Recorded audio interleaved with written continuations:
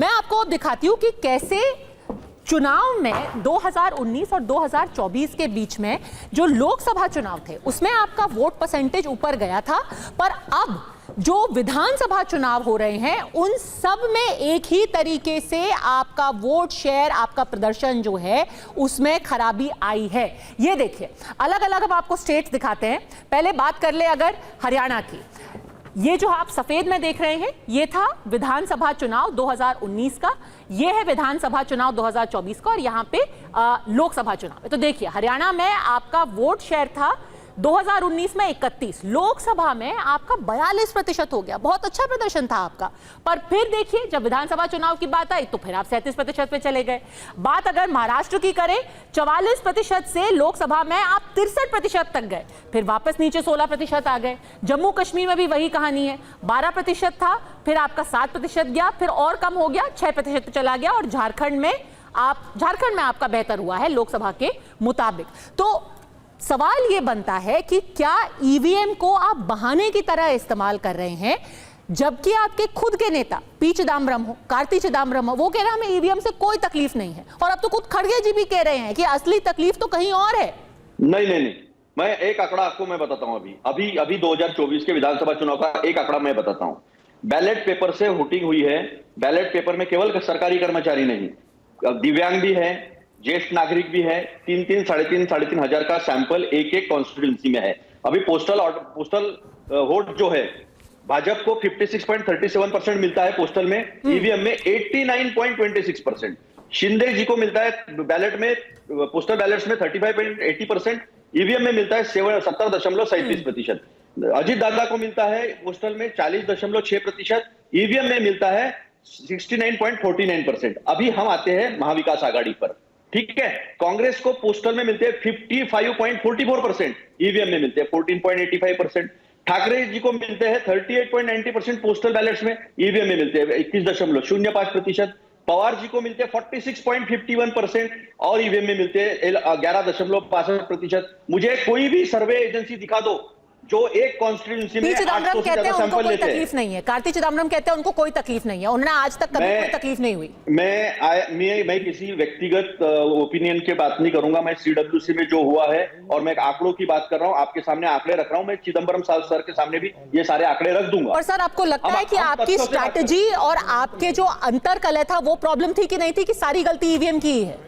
देखिए, खड़गे जी ने जो कहा है, आपसे बयानबाजी की तकलीफ थी, बूथ में आपको कोई तकलीफ थी? जो कहा है वो सर आंखों पर, खड़गे जी ने जो कहा है वो सर आंखों पर। तो आप मानते हैं ना कर सकता कि आपको बूथ लेवल मैनेजमेंट में प्रॉब्लम थी आपकी? खड़गे जी मेरे अध्यक्ष है, खड़गे जी ने जो कहा है वो सही है। तो अगर वो सही है तो फिर आपके सवाल का जवाब नहीं दिया आपको, तो फिर ईवीएम की क्या गलती है? आपने तो खुद ही सवाल का जवाब दे दिया। इसके ऊपर भी नहीं, आप सिलेक्टिव जा रही है।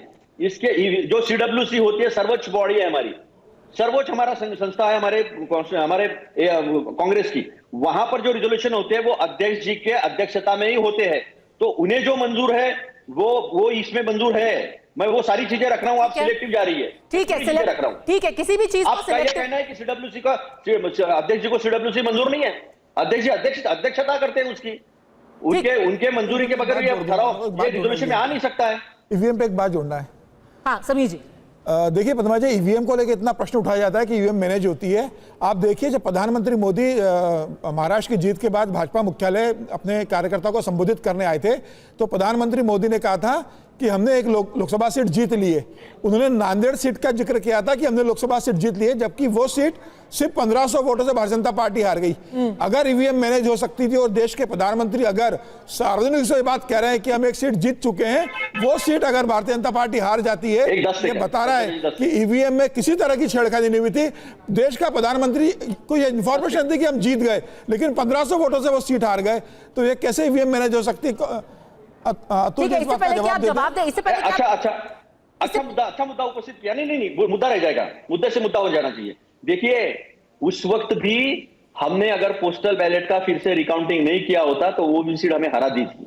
हम केवल ईवीएम पे बात नहीं उठा रहे, हम पूरी व्यवस्था पे बात उठा रहे हैं। और फिर अगर उसका मतलब निकाला जाए चुनाव का, इसका मतलब महाराष्ट्र की जनता ने देवेंद्र फडणवीस को एक्सेप्ट किया है और नरेंद्र मोदी जी को नकार दिया है, ऐसा उसका मतलब होता है। मेरा एक ही सिंपल सवाल है, बस 10 सेकंड, सिंपल सवाल है। अगर इतना सवाल उठते, मेरे पास अडवाणी जी का स्टेटमेंट है, गडकरी का स्टेटमेंट है, और खुद नरेंद्र मोदी जी का भी स्टेटमेंट है ईवीएम को लेकर, हम ये मांग करते हैं कि अगर आपको इतना भरोसा है, आपको इतना मालूम है कि इतना मैंडेट हमको मिल रहा है, तो हो जाने दो एक राज्य के चुनाव बैलेट पेपर पे, दूध का दूध पानी का पानी हो जाएगा, डरते क्यों है? सर बैलेट पेपर से तो होता है ना, बैलेट पेपर से पंचायत चुनाव भी हुए हैं, वहां मेयर का चुनाव चंडीगढ़ में हुआ था और सबसे ज्यादा उस पर आपत्ति आप ही ने जताई थी। पर चलिए कोई बात नहीं, प्रणय अजमेरा जी बहुत वक्त से इंतजार कर रहे हैं। एक भाई जगताप की जो बात है आपको सुनाना चाहती हूं, क्योंकि ठीक है आप चुनाव आयोग पर सवाल उठा रहे हैं, पर भाई जगताप ने जो बोला है कि आपको लगता है वो सही है, एक बार सुन लेते हैं उन्होंने क्या बोला। सीएम साहब ऐसी जो भी राजकीय पेच प्रसंग आता है, या तो उनको लगता है कि अपने को सोचने के लिए वक्त चाहिए, तो वो उनका गांव को प्रायोरिटी देते हैं। जी, जो भाई जगताप ने बोला है चुनाव आयोग के मंजूर नहीं है, सुना देते हैं। उन्होंने कहा कि चुनाव आयोग भाषा मंजूर नहीं है। कुत्ते की तरह बोला है उनको। मैं पद्मजा जी, मैं कांग्रेस का एक कार्यकर्ता के तहत उन्होंने जो भाषा इस्तेमाल की थी उससे मैं सहमत नहीं हूं, और मैं ये भी कहता हूं कि इस तरह की भाषा को कांग्रेस में कोई स्थान नहीं है। मैं इसकी माफी खुद मांगता हूं। ठीक है, as a spokesperson it is my responsibility, और मैं इस भाषा को एंडोर्स नहीं करता, कांग्रेस एंडोर्स नहीं करती, हो गया होगा उनसे, उनकी तरफ से मैं माफी मांगता हूं। ठीक है, थैंक यू।